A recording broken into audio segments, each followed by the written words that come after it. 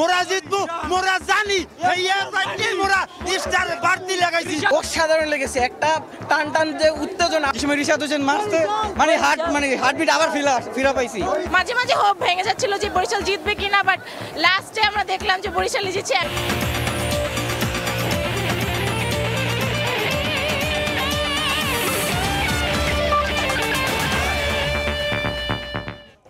দেখছিলেন শিরোনাম। দর্শকদের আসলে উন্মাদনার শেষ ছিল না এই ফাইনাল ঘিরে। শেষ মুহূর্তের রোমাঞ্চে যেখানে চিটাগং কিংসকে কাঁদিয়ে টানা দ্বিতীয়বারের মতো শিরোপা জিতেছে ফরচুন বরিশাল। টস হেরে আগে ব্যাট করে পারভেজ ইমন এবং খাজা নাফের 50-তে 3 উইকেটে 194 রানের বড় সংগ্রহ করে বরিশাল। জবাবে তামিম ইকবালের 50 ও কাইল মেয়ার্সের ঝোড়ো ব্যাটিংয়ের পরও শরীফুলের বোলিং তোপে ম্যাচ জমিয়ে তোলে চিটাগং। তবে শেষ দিকে রিশাদ হোসেনের ক্যামিওতে 3 উইকেট হাতে রেখেই জয়ের বন্দরে পৌঁছে যায় তামিমের দল। মিরপুর স্টেডিয়ামের রিপোর্টার তারেক হাসান শিমুল রয়েছেন। আমরা ফাইনাল ম্যাচ এবং তার পরবর্তীতে যেই দলগুলোর উল্লাস, দর্শকদের উল্লাস, সেই বিষয়ে জানতে আরও তার সঙ্গে যুক্ত হব মিরপুর স্টেডিয়ামে। তারেক,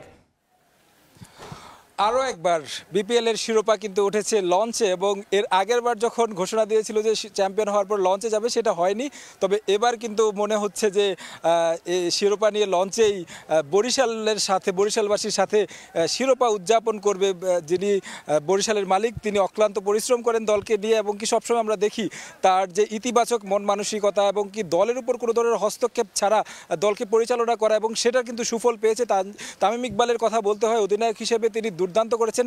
এই মুহূর্তে আমাদের সাথে রয়েছেন ফরচুন বরিশালের ওনার মিজানুর রহমান। মিজান ভাইয়ের কাছ থেকে একেবারে সরাসরি শুনি, আসলে দুইবার মানে একেবারে পরপর চ্যাম্পিয়ন হওয়া, এটা আসলে কতটা টাফ ছিল, মানে একদম ডিফেন্ড করার শিরোপাটা?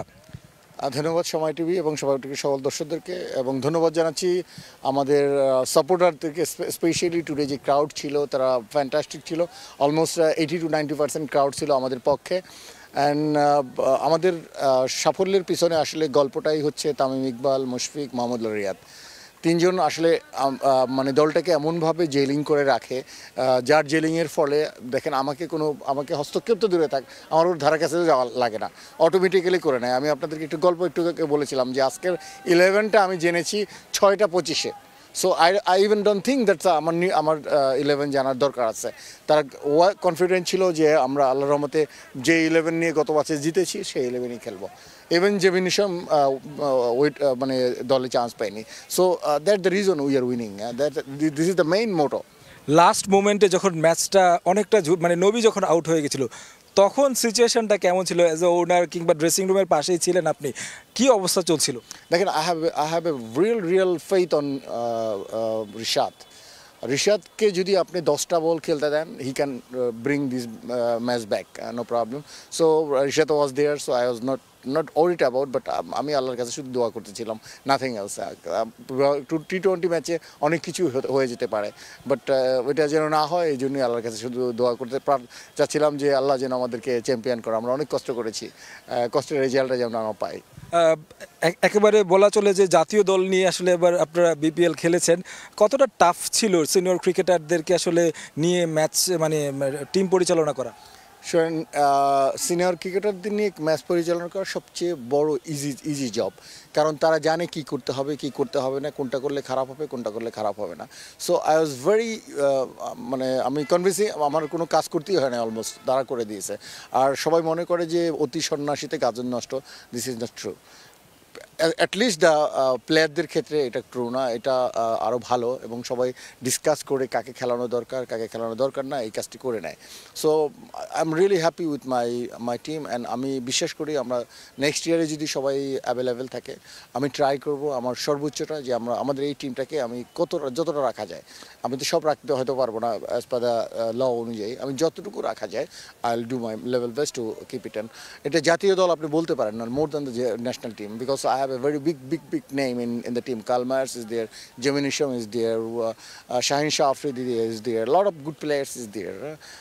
You know, Fahim Ashraf did fantastic. He got 21 wickets in 8 matches. So শেষ পর্যন্ত যদি খেলতে হয় তো দেখতেন যে 30 উইকেট পেয়ে যেত। So we have a very good team as well.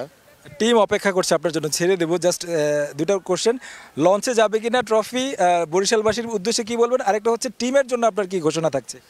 টিমের জন্য অবশ্যই ঘোষণা আছে, এটা আমরা ইন্টারনালি করে নেব। বাট বরিশালবাসীকে সবাইকে শুভেচ্ছা জানাচ্ছি এবং আমরা সম্ভবত তামিম যেটা বললো যে আমরা সম্ভবত 9 তারিখে দুপুরবেলা আমরা হয়তো বা বেলস পার্কে পৌঁছবো এবং দুপুর থেকে সন্ধ্যা পর্যন্ত অনুষ্ঠান হবে। Then they will come back because they have a test on 10th morning, so we have to come back on the same day. So আপনারা সবাই প্রস্তুত থাকুন এবং বরিশাল বিভাগের যেখানে যারা আছেন সবাই আসুন, আপনারা উপভোগ করুন। কাপ দুটো দেখুন, একটা না, দুটো কাপ দেখুন please. I bring last year we didn't bring the 2 cups, this ইয়ার আমি মনে করি 2টো কাপ নিয়ে যাব, আপনাদেরকে আমি কাপ দুটো উপহার দিব। ধন্যবাদ সবাইকে, ধন্যবাদ, আসসালামু আলাইকুম। ধন্যবাদ আপনাকে সময় দেওয়ার জন্য, থ্যাংক ইউ। দর্শক শুনছিলেন বরিশাল টিমের ওনার আসলে বলছিলেন যে ট্রফি নিয়ে যাবে এবং গতবার সিজনে যেটা আসলে হয়নি এবার কিন্তু 2 ট্রফি নিয়েই তারা উদযাপন করবে। আমি এবার একটু আমার 2 সহকর্মীকে ডেকে নিতে চাই, তাদের সাথে একটু কথা বলবো, কারণ হচ্ছে এই গোটা আসরটাই কিন্তু তারা দুজন কাভার করেছেন। ফাইনালটার কথা বিশেষ করে বলতে হয়, দর্শক উন্মাদনা ছিল অনেক বেশি। সেই দর্শক উন্মাদনার কথাটাই একটু আগে শুনে নেই সহকর্মী তামিমের কাছ থেকে, তারপর আসলে ম্যাচ নিয়ে একটু কথা বলবো সহকর্মী রিমনের সাথে। তামিম, আপনি দেখেছেন মানে পুরো গোটা আসরেই কিন্তু ছিল দর্শক উন্মাদনা, টিকিটের জন্য হাহাকার, ভাঙচুর হয়েছে, অগ্নিসংযোগ হয়েছে। আজকের রূপটা আসলে কেমন দেখলেন? আজকে আসলে আমি খুব সকালেই মিরপুর স্টেডিয়ামে এসেছি এবং যখন বিসিবি ঘোষণা দিয়েছে যে টিকিট শেষ হয়ে গেছে, এরপর কিন্তু দর্শকদের মধ্যে যে হাহাকারটা, তারা কিন্তু একটা টিকিটের জন্য কিন্তু ভোর 4টা থেকে সিরিয়ালে দাঁড়িয়েছে। তো সেই জায়গা থেকে টিকিটটা পায়নি, তারপর কিন্তু এখানে একটু অগ্নিসংযোগের চেষ্টা করেছে, ভাঙচুরের করার চেষ্টা করেছে। তবে সব কিছু ছাপিয়ে আমরা যদি বলি যে আসলে তারা ক্রিকেটকে কতটা ভালোবাসেন তার প্রমাণ কিন্তু আজকে আমরা দেখেছি। আর এছাড়া আপনি যদি মাঠে দেখেন, মাঠে যে পরিমাণ দর্শক হয়েছে, আপনার বুঝতে হবে যে আসলে বাংলাদেশের ক্রিকেট দর্শকদের কাছে কত গুরুত্বপূর্ণ একটা বিষয়। শিমুল, আপনিও তো বরিশালের, শেষ পর্যন্ত তো আসলে ট্রফিটা বরিশালে যাচ্ছে, দর্শকরা নিশ্চয়ই মানে হ্যাপি হয়েছে এরকম ভাঙচুরের পরেও খেলা দেখতে পারে, এরকম ট্রফি জিততে পারে। হ্যাঁ অবশ্যই, বরিশাল ট্রফি জিতেছে, এটা আসলে বরিশালের মানুষদের কাছে অনেক বড় একটা পাওয়া। গতবার কিন্তু ট্রফিটা বরিশাল যায়নি, তবে এবার আমরা যতটুকু কথা বলেছি তারা জেনেছে, তারা আশা করছে যে এবার ট্রফিটা বরিশালে যাবে আর ওই ট্রফিটা তারা একসাথে উদযাপন করবে। ধন্যবাদ তামিম। আমি আমার সঙ্গে আরেকজন রয়েছেন, তার বাড়িও বরিশালে। হাসি মুখ দেখে নিশ্চয়ই বোঝা যাচ্ছে যে কতটা খুশি তার দল আসলে জিতেছে।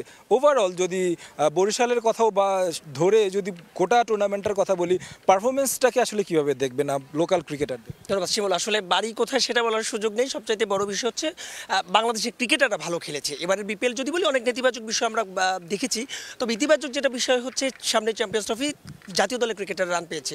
আজকে আপনি পারভেজ হোসেন ইমনের অসাধারণ একটা ইনিংসের কথা বলতে পারেন। টপ রান গেটারের মধ্যে আমরা যদি বলি নাইম, যদিও তিনি চ্যাম্পিয়ন্স ট্রফির দলে নেই, তানজিদ তামিম, সব মিলিয়ে এটা খুবই স্বস্তির। অস্বস্তির অনেক বিষয় রয়েছে, তবে দর্শকদের এঙ্গেজ করতে পেরেছে শেষ পর্যন্ত বিসিবি। প্রায় 12 কোটি টাকার টিকিট বিক্রি হয়েছে।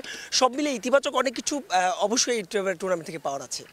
ধন্যবাদ রিমন। আসলে আমার 2 সহকর্মী বলছিলেন এবং কি বরিশালের মালিক, তিনি আমাদের সাথে যুক্ত হয়েছিলেন এবং বলছিলেন গোটা টুর্নামেন্ট জুড়ে যে বিষয়টি নিয়ে সবচেয়ে বেশি আলোচনা ছিল যে পারিশ্রমিক ইস্যু, তারপরে কিন্তু এই বিষয়গুলো বাদ দিলে কিন্তু নিঃসন্দেহে বলতে হয় যে এবারের বিপিএলটা নিঃসন্দেহে দর্শকদের কাছে একটা আকাঙ্ক্ষিত একটা বিপিএল হয়েছে, কারণ রান হয়েছে অনেক বেশি, লোকাল ক্রিকেটাররা পারফর্ম করেছে, সামনে চ্যাম্পিয়ন্স ট্রফি আছে। এই বিপিএলের পারফরমেন্স লোকাল ক্রিকেটাররা চ্যাম্পিয়ন্স ট্রফিতে ধরে রাখবে সেই প্রত্যাশা সবার রয়েছে। এই শেষ করছি আসলে মিরপুরের শেরেবাংলা ক্রিকেট স্টেডিয়াম থেকে। এই ছিল সব শেষ। ধন্যবাদ। তারেক হাসান শিমুল আমাদের সঙ্গে যুক্ত হয়েছিলেন এবং তার সঙ্গে আরও 2 সহকর্মী ছিলেন এবং এর আগে ফরচুন বরিশালের স্বত্বাধিকারী মিজানুর রহমান তার সঙ্গে যুক্ত হয়েছিলেন। এই মুহূর্তে টিম হোটেলের কি অবস্থা আমরা একটু দেখে আসতে চাই। সেখানে রয়েছেন রিপোর্টার সাব্বির মিথুন, সরাসরি চলে যাচ্ছি তার কাছে। সাব্বির, আমরা যেখানে আছি সেখানে হোম অফ ক্রিকেটের উৎসব শেষ হওয়ার পরে এখানকার উৎসব শুরু হবে। শুধুমাত্র উৎসব নয়, এখানে আসলে বিরহের গানও রয়েছে। কিছুক্ষণ আগে আমরা দেখলাম চিটাগং কিংসের মালিক এবং অধিনায়ক সহ বেশ কয়েকজন প্লেয়ার তারা হোটেলে প্রবেশ করেছে এবং আপনার জানার জন্য বলতে চাই 2 দলই, অর্থাৎ চ্যাম্পিয়ন এবং রানার্স আপ 2 দলই রাজধানীর এই 5 তারকা হোটেলে অবস্থান করছে। কিছুক্ষণ পরে বরিশালের বাস আসবে, তবে চিটাগং কিংসের ওনার এবং অধিনায়ক এবং কয়েকজন ক্রিকেটার যখন তারা প্রবেশ করেছে তখন তাদের সঙ্গে কথা বলার চেষ্টা করেছি আমরা। এরকম একটা ফাইনাল হারের পরে তাদের মনটা ভালো নেই, স্বাভাবিকভাবে প্রত্যাশিত। পাশাপাশি তারা আসলে এভাবে ক্লোজভাবে ম্যাচের এত কাছে গিয়ে হেরে যাবে সেটাও আসলে তারা প্রত্যাশা করেনি। মোহাম্মদ মিথুন বলছিলেন তাদের একজন বোলার হয়তো শর্ট ছিল, তারা আলিসাল ইসলামকে খুব বেশি মিস করেছেন। তাদের ইনিংসে আমরা দেখেছি যে এত বেশি রান করার পর আসলে বরিশালের বিপক্ষে তারা সেই রানটা ডিফেন্ড করতে পারেনি। অন্যদিকে এখন অপেক্ষা চ্যাম্পিয়ন বরিশাল টিম আসার, তাদের টিম বাস হয়তো কিছুক্ষণ পরে এখানে ঢুকবে এবং তখন থেকেই আসলে শেরাটন হোটেলে যে উৎসবের শুরু হওয়ার কথা সেই উৎসবটা শুরু হবে। এবং আমি যতটুকু জানতে পেরেছি বরিশালের চ্যাম্পিয়ন হওয়ার সৌজন্যে আসলে এই হোটেলেও বেশ কিছু কর্মসূচি নির্ধারিত করা হয়েছে। হয়তো প্লেয়াররা এখানে কেক কাটবেন এবং তাদের এই টানা দ্বিতীয় শিরোপা উদযাপন করবে। পাশাপাশি তাদের যে একটা দুর্দান্ত একটা টুর্নামেন্ট শেষ হলো তার জন্য আসলে খেলোয়াড়দের যে পুরস্কার দেওয়া হবে সেই পুরস্কার দেওয়ার ঘোষণা আসবে। এখনই আমার পেছনে আপনি দেখছেন ফরচুন বরিশাল অর্থাৎ চ্যাম্পিয়ন ফরচুন বরিশালের টিম বাসটা কিন্তু এসে গেছে। আমরা দেখানোর চেষ্টা করব এখানে আসলে কে কে প্রবেশ করেন এবং প্রত্যাশিতভাবে পুরো টিম থাকার কথা এখানে, কারণ যে দারুণভাবে তারা আসলে টুর্নামেন্টের শিরোপাটা জিতেছে তাতে গোটা দলের আসলে এই রাতটা উদযাপন করাটা আসলে বাধ্যতামূলক এবং তারা আসলে সেরকমটাই করতে চাইবে। এবং আমরা একটু আগে যেমনটা শুনছিলাম ফরচুন বরিশালের মালিক যিনি মিজানুর রহমান জানিয়েছেন যে তারা একটা আলোচনার পরে এইসব প্লেয়ারদের যে বোনাসটা দেওয়া হবে অর্থাৎ 2.5 কোটি টাকার চ্যাম্পিয়ন যে মানি ছিল তার পাশাপাশি কিন্তু তাদেরকে বোনাস দেওয়া হবে। সেই বোনাসটাও কিন্তু আজকে হয়তো আলোচনা করে এখানে নির্ধারিত করা হবে যে আসলে কী পরিমাণ বোনাস জুটবে তামিম ইকবাল, রিশাদ হোসেন কিংবা মুশফিক রিয়াদদের কপালে। এবং পাশাপাশি তাদের যে আয়োজন আজকে এখানে সেটাও কিন্তু আসলে বেশ ঘটা করে হবে, কারণ যেমনটা জানেন গোটা টুর্নামেন্ট জুড়ে বরিশাল দারুণ ক্রিকেট খেলেছে। তাদের একটা প্রত্যাশা ছিল যে তারা ট্রফিটা বরিশাল নিয়ে যাবে এবং তারা কিন্তু সেটা করতে চাচ্ছে। এবং তার পাশাপাশি কিছুক্ষণ পরেই হয়তো এখানে টিম বাস যখন প্রবেশ করবে তখন আমরা বুঝতে পারবো আসলে যে এই আয়োজন কেমন হতে পারে। আমার কাছে টিম হোটেল থেকে এখন পর্যন্ত এই ছিল সব শেষ, তবে টিম যদি এখানে পৌঁছে তাহলে কিন্তু আমরা আবারও সরাসরি সেটা সম্প্রচার করব সময় টিভির পর্দায়। নিশ্চয়ই সাব্বির টিম হোটেলে রয়েছেন এবং শিরোপা জয়ী এবং ফাইনালের মঞ্চে হেরে যাওয়া দুই দলই আসলে ওই হোটেলে অবস্থান করছেন। সাব্বির মিথুন যুক্ত হয়েছিলেন বনানী থেকে। এবারের আসরের নতুনত্ব আনতে পারাটাকেই বিপিএল এর সার্থকতা হিসেবে দেখছেন যুব ও ক্রীড়া উপদেষ্টা আসিফ মাহমুদ সজীব ভুইয়া। হাই স্কোরিং ম্যাচগুলো দর্শকরা বেশ উপভোগ করেছেন বলেও মন্তব্য করেছেন তিনি। এদিকে বিপিএল এর স্থানীয় ক্রিকেটারদের পারফরম্যান্সে মুগ্ধ বিসিবি সভাপতি ফারুক আহমেদ। এবার বিপিএল আয়োজনের ক্ষেত্রে আমাদের অনেকগুলো চ্যালেঞ্জ ছিল। ইভেন আয়োজনটা হবে কিনা এত স্বল্প সময়ের মধ্যে, বোর্ডে পরিবর্তন হয়েছে, দেশে একটা বড় পরিবর্তন হয়েছে, এই নিয়েও শঙ্কা ছিল। কিন্তু খেলোয়াড়দের দিকে তাকিয়ে আমরা বিপিএলটা আয়োজন করেছি এবং এর ছাড়াও এই জুলাই গণঅভ্যুত্থানে তারুণ্যের যে শক্তি, সেই শক্তির একটা সুন্দর ডিসপ্লের জন্য আমরা সারা দেশে তারুণ্যের উৎসব আয়োজন করেছি। এর কেন্দ্রবিন্দু ছিল বিপিএল। এবার খুব স্বল্প সময়ে তাড়াহুড়োর মধ্যে আয়োজনের কারণে আমাদের কিছু শর্টকামিংস ছিল। দর্শকরা খুশি হয়েছে, যেটা আমাদের সবচেয়ে গুরুত্বপূর্ণ ছিল, যে দর্শকরা কিভাবে আসলে রিয়্যাক্ট করে, কিভাবে তারা এনজয় করতে পারে কিনা। তো সেদিক থেকে আমি মনে করি এবার বিপিএল সফল। আগের যে কোনো বারের তুলনায় অনেক ভালো বিপিএল হয়েছে এবার। আয়োজন করতে সময় কম পাওয়ার কারণে কিছু ভুল ত্রুটি হয়তো হয়েছে, তবে সেগুলো ধীরে ধীরে ঠিক করা হয়েছে বলে মনে করেন বিসিবি পরিচালক আকরাম খান। সমালোচনা না করে বিসিবির পাশে থাকা উচিত বলেও জানান তিনি। এদিকে উত্তেজনাপূর্ণ ফাইনালে নিজের শহর হেরে গেলেও দুঃখ নেই আকরামের, ভালো ম্যাচ হওয়ায় সন্তুষ্ট সাবেক অধিনায়ক। খুবই ভালো, কারণ আমাদের দর্শকরা যেভাবে আসে, এত কষ্ট করে আসে, তো এই ধরনের খেলা উপভোগ করাটা আসলে এটা ক্রিকেটের জন্য অনেক ভালো। এবং এবার কিন্তু সত্যি কথা বলতে কি আপনার 90% জিনিস অনেক ভালো ছিল। আপনার উইকেট ভালো ছিল, গ্রাউন্ডস এর ফ্যাসিলিটিসও ভালো ছিল, প্লেয়াররা ভালো খেলেছে এবং দর্শকরা কিন্তু খেলা দেখে খুবই আনন্দিত হয়েছে। অল্প সময় পাওয়ার জন্য অনেক কিছু হয়তো দু একটা ভুল হয়েছে, যেটা আমাদের বোর্ড স্বীকার করেছে, বাট তারপর আমি মনে করি এটা খুব একটা ভালো টুর্নামেন্ট হয়েছে। বিপিএল এর আরও খবর, তামিম ইকবালের অসাধারণ নেতৃত্বের কারণেই এসেছে টানা দ্বিতীয় শিরোপা। ব্যাট হাতেও তিনি ছিলেন দলের সবার আগে, এমন অধিনায়ককে মিস করবে বাংলাদেশ জাতীয় দলও। জয়ের পর এভাবেই নিজেদের উচ্ছ্বাস এবং অভিব্যক্তি প্রকাশ করেছেন বরিশালের সমর্থকরা। শেরেবাংলা স্টেডিয়াম পরিণত হয়েছিল উৎসবের মঞ্চে। তারা ধন্যবাদ জানিয়েছেন দলের কোচিং স্টাফ থেকে শুরু করে পুরো ম্যানেজমেন্টকে। প্রথম থেকে পুরোটা আশাবাদী ছিলাম, কারণ যেভাবে রানটা আসছে ওভাবে তো আমরা পুরোই আশাবাদী যে চট্টগ্রাম জেতার। লোকাল প্লেয়াররা আছে, বিদেশি প্লেয়াররা আছে, ভালো প্লেয়ার আছে, এই জন্য বরিশাল চ্যাম্পিয়ন হয়েছে। ইনশাআল্লাহ অনেক ভালো লাগছে বরিশাল চ্যাম্পিয়ন হওয়াতে। মোগো বরিশাল মোরা জিতবো, মোরা জানি মোরা স্টার বাড়তি লাগাইছি এবং আমরা হ্যাট্রিক করব সামনের বার। বরিশাল দুইটা কাপ নিয়ে গেছি আমরা, এখন শুধু বরিশাল পৌঁছানোর পালা। আমার টিম তামিম ভাই উইন হয়েছে। ম্যাচের নায়ক অবশ্যই তামিম ইকবালকে বলবো, কারণ তামিম ইকবাল একটা এক্সপেরিয়েন্স প্লেয়ার। তামিম ইকবালের ব্যাপারে তো বলার কিছুই নেই, সে তো অলওয়েজ দ্য বেস্ট। বড় বড় মানে যে খেলাতে তামিমের পারফরমেন্সটা অসাধারণ থাকে, যে এর জন্য আমরা বলতে চাই যে তামিম ইকবালের বিকল্প নাই এবং এক্সপেরিয়েন্সের বিকল্প নাই। স্টেডিয়ামে তো সাজানো কেন চাচা?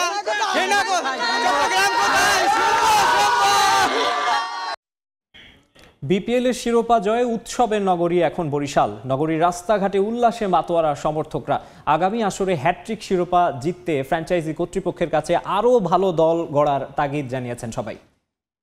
প্রথম থেকে বলছি বরিশাল জিতবে, আলহামদুলিল্লাহ বরিশাল জিতছে, সবাই আনন্দিত। বরিশাল জিতছে আমাদের গর্ব। পরপর আমরা 2বার জিতেছি, কিন্তু এর পরের ভেন্যুজন আমাদের বরিশাল স্টেডিয়ামে দেওয়া হয়। রিশাদ তো শেষকালে 6টা মারছে, এই যে গলা ভাঙে গেছে, ওই সময় চিল্লাইতে গলা ভাঙছে। আমাদের বরিশালের প্লেয়ার 1 থেকে 10, 11 পর্যন্ত সবাই হার্ডিটার, হ্যাঁ, এবং তারা আজকের খেলায় দেখাইতেছে যে তারা কি পারে। জি অবশ্যই, গত বছরের যে শিরোপাটা ছিল সেই শিরোপাটা আসলে ওইভাবে করে লঞ্চে আনতে পারিনি বিভিন্ন প্রতিকূলতার কারণে। আমি চাই যে এবছর 2টা একসাথে বরিশালের যে ঐতিহ্য লঞ্চ, সেই লঞ্চে করে নিয়ে আসুক এবং সেটাই আমরা প্রত্যাশা করি। শেষের খেলাটুকু বেশি ভালো লাগছে, মানে খুব টেনশনে ছিলাম কি হবে কি হবে না। আমরা প্রমাণ করে দিছি যে আমরাই সেরা। বরিশালের লঞ্চে 2টা trophy, defending champion power of Barishal. Launch করে কাপ নিয়ে আসতে চাইছিলাম এবং আমরা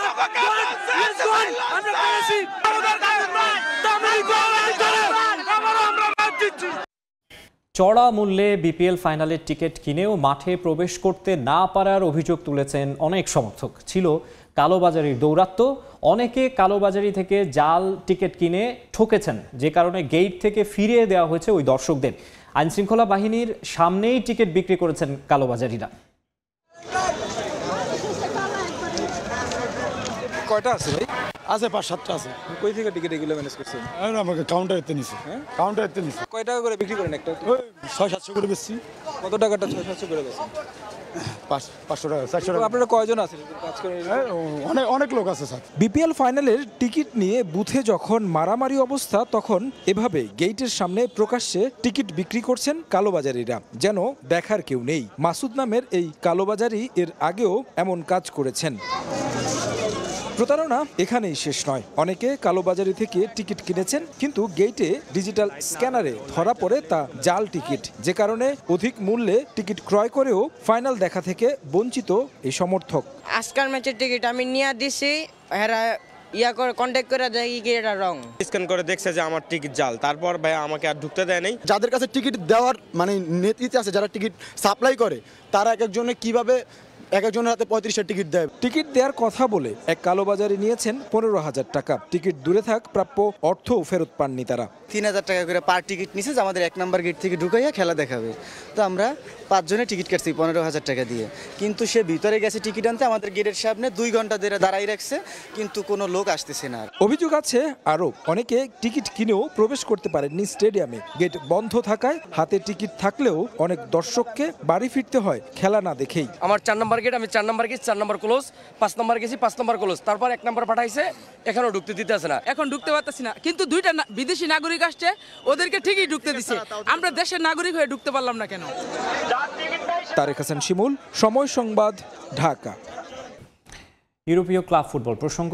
এফএ কাপের 4র্থ রাউন্ডের রাতে মাঠে নামবে ম্যানচেস্টার ইউনাইটেড, প্রতিপক্ষ লেস্টার সিটি। ফক্সেসদের হারিয়ে 5ম রাউন্ড নিশ্চিত করতে চায় রেড ডেভিল। ওল্ড ট্রাফোর্ডে ম্যাচ শুরু হবে রাত 2টায়। এদিকে লিগ 1-এ রাত 2:05 মোনাকোর বিপক্ষে লড়বে পিএসজি। টেবিলের 3-এ থাকা দলকে হারিয়ে শিরোপার পথে আরও এগিয়ে যেতে চায় প্যারিসিয়ানরা। একই রাতে বুন্দেসলিগায় বায়ার্ন মিউনিখের প্রতিপক্ষ ওয়ার্ডার ব্রেমেন।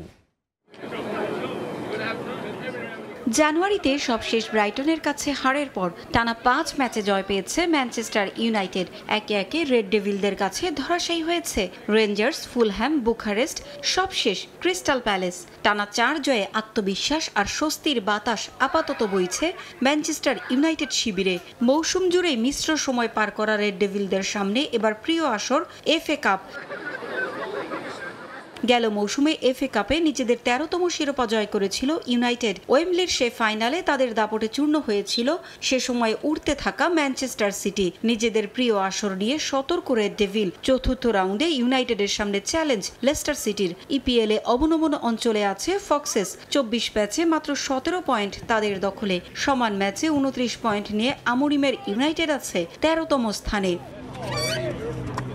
ম্যাচটা আরও একটা কারণে আলোচনায় সমর্থকদের কাছে। লেস্টার সিটির কোচ হয়ে আবারও ওল্ড ট্রাফোর্ডে পা রাখছেন রুড ভ্যান নিস্টেলরয়। ম্যানচেস্টার ইউনাইটেডের সাবেক এই স্ট্রাইকার মৌসুমের শুরুতে অন্তর্বর্তীকালীন কোচ হিসেবে কাজ করেছিলেন রেড ডেভিলদের সঙ্গে। সে সময় লেস্টারকে হারানোর সুখস্মৃতিও আছে ইউনাইটেডের, তাই সাবেক ক্লাবের বিপক্ষে বর্তমান ক্লাবের লড়াই ভিন্ন মাত্রা যোগ করেছে এ ম্যাচে।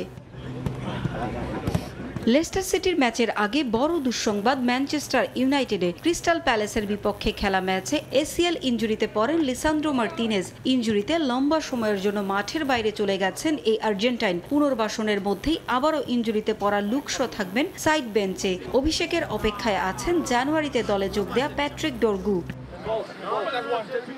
সব ধরনের প্রতিযোগিতা মিলিয়ে এটি দু দলের 140তম সাক্ষাৎ। এর মধ্যে ম্যানচেস্টার ইউনাইটেডের জয় আছে 72 ম্যাচে। লেস্টার সিটি জিতেছে 36টি ম্যাচ, 31টি ম্যাচ হয়েছে ড্র।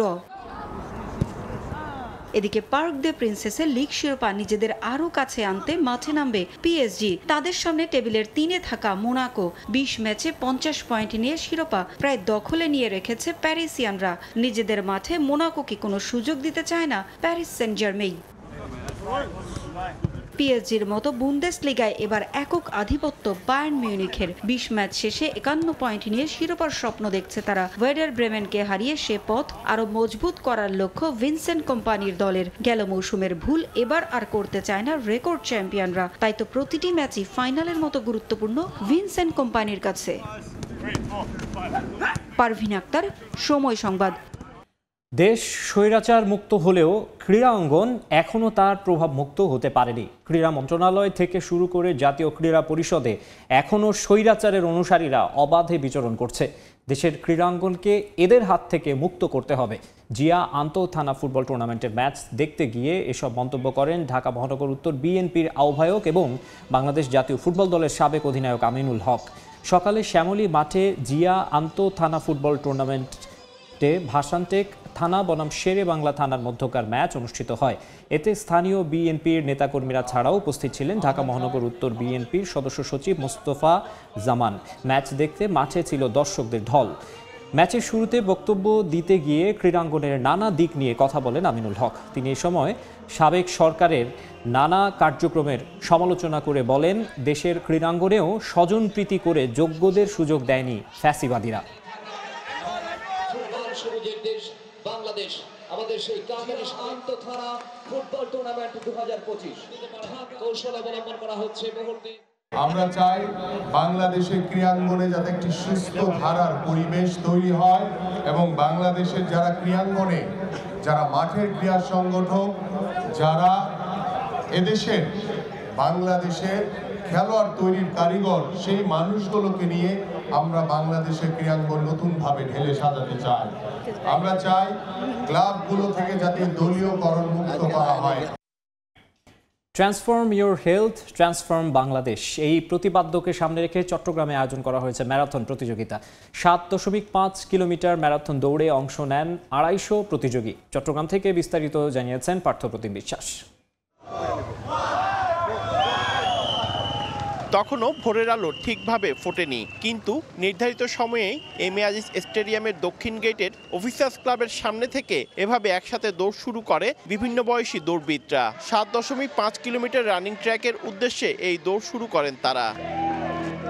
দেশের প্রথম নেতৃত্ব প্রতিষ্ঠান বাংলাদেশ ইউথ লিডারশিপ সেন্টার চট্টগ্রামে আয়োজন করে বিওআইএলসি রানিং উইথ পারপাস নামক জনসচেতনতামূলক ইভেন্ট। 250 জন দৌড়বিদদের অংশগ্রহণে এই দৌড় প্রতিযোগিতার মূল লক্ষ্য ছিল নাগরিকদের স্বাস্থ্য সচেতনতা বৃদ্ধি করা এবং একটি স্বাস্থ্যসম্মত ও শক্তিশালী বাংলাদেশ গড়ার লক্ষ্যে সবাইকে উদ্বুদ্ধ করা। অফিসার্স ক্লাব এলাকা থেকে ম্যারাথন শুরু হয়ে নগরীর বিভিন্ন সড়ক প্রদক্ষিণ শেষে এসে দৌড় শেষ করেন দৌড়বিদরা। ম্যারাথনে অংশ নিতে পেরে খুশি বিভিন্ন বয়সী মানুষজন। রানিং, সাইকেলিং, সুইমিং এগুলো আমাদের বাংলাদেশে খুবই কম। এগুলো যদি আমাদেরকে প্রমোট করা হয় আমাদের ইয়াং জেনারেশন যে মাদক আসক্তির প্রতি ঝুঁকে পড়েছে ওই জিনিসটা কমে আসবে। 73 বছর বয়স পর্যন্ত আমরা একসাথে দৌড়াই, ইনশাল্লাহ ইভেন্টটা খুব ভালো ছিল। যতদিন বাঁচবো সুস্থভাবে বাঁচার জন্য দৌড়ের কোনো বিকল্প নাই। নিজের লেভেলটাকে আরেকটু উপরে নিয়ে যাওয়া এবং এগুলো স্ট্রাকচার ট্রেনিং এখন গুগল সবার হাতে আছে। ইচ্ছা থাকলে শুরু করা উচিত, যে কে কি বলবে কে কি ভাববে এটা আসলে ভাবা উচিত না। 2018 সাল থেকে শুরু হওয়া বিওএলসি রান যুব সমাজ ও সম্প্রদায়কে অর্থবহ উদ্দেশ্যে একত্রিত করার গুরুত্বপূর্ণ প্ল্যাটফর্ম হিসেবে কাজ করছে। নিজের পাশাপাশি আমি আমার চারপাশের মানুষকেও ভালো রাখতে পারি, আমার পরিবেশকেও ভালো রাখতে পারি এবং এখান থেকেই বাংলাদেশ ট্রান্সফরমেশনের যাত্রাটা শুরু। ম্যারাথনে প্রথম হয়ে খুশি লোহাগাড়া চুনতির মোহাম্মদ ইফতেখার হাকিম। অনুশীলন ও নিয়ন্ত্রিত খাদ্যাভ্যাসের কোনো বিকল্প নেই বলে জানান তিনি। রুটিন মেনটেন করতে হবে, আপনার খাওয়ার মেনটেন করতে হবে, এটা হচ্ছে মেইন।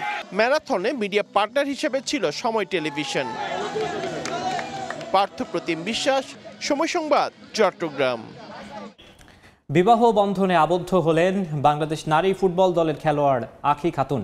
সিরাজগঞ্জের শাহজাদপুরে তার নিজ বাসভবনে বিবাহ অনুষ্ঠান সম্পন্ন হয়। রিঙ্কু কুন্ডুর রিপোর্ট, ছবি তুলেছেন অমৃত সেন। 2018 সালে টেলিভিশনের পর্দায় বাংলাদেশ নারী ফুটবল দলের রক্ষণভাগের খেলোয়াড় আখি খাতুনের খেলা দেখে ভালো লাগে চীন প্রবাসী লং টেনিস কোচ শরীফুল ইসলামের, আর এতেই আখিকে পছন্দ করে ফেলে শরীফুল।